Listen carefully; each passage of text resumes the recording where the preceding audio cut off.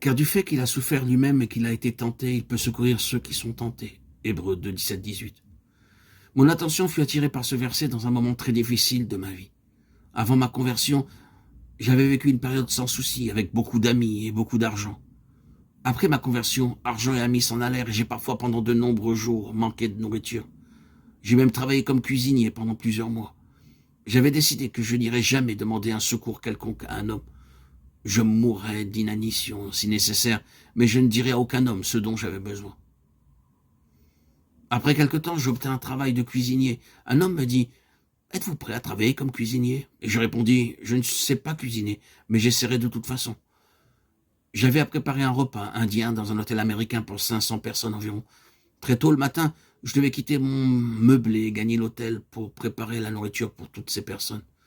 J'avais à éplucher 2 seaux d'oignons pour fabriquer la sauce. Les larmes ruisselaient sur mon visage. Ensuite, me tenant devant un feu très chaud, je devais préparer la nourriture. Légumes au curry, viande au curry, riz, tout en sachant que si les choses allaient mal, je perdrais mon emploi et ses avantages. Dans le froid mordant, il fallait que j'aille à l'hôtel et un jour, je me sentis très triste d'avoir affronté les 2 seaux d'oignons et le feu féroce. Mais je devais y aller de toute façon, et me sentant fatigué et misérable, je marchais seul le long de la route et pensais tristement pourquoi Dieu a permis une telle chose dans ma vie. Avant ma conversion, j'avais beaucoup d'argent et maintenant je dois travailler comme cuisinier pour quelques euros. Brusquement, sur le côté de la route, je vis un panneau de bois sur lequel était écrit ce verset.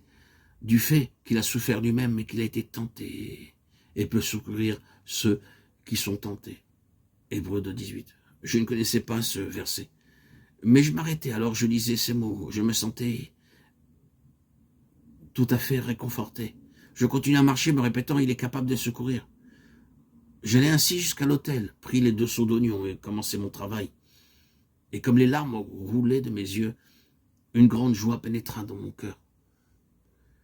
À partir de ce jour, je ne fus plus découragé.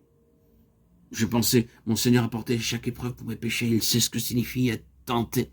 C'est pourquoi il est capable de me secourir lorsque je suis tenté. Lorsque vous êtes tenté, souvenez-vous que le Seigneur Jésus-Christ a traversé la tentation et qu'il est capable de vous secourir.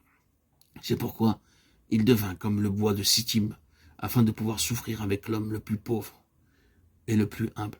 N'est-ce pas merveilleux? Le Seigneur connaît chaque cœur plus que nous connaissons nous-mêmes.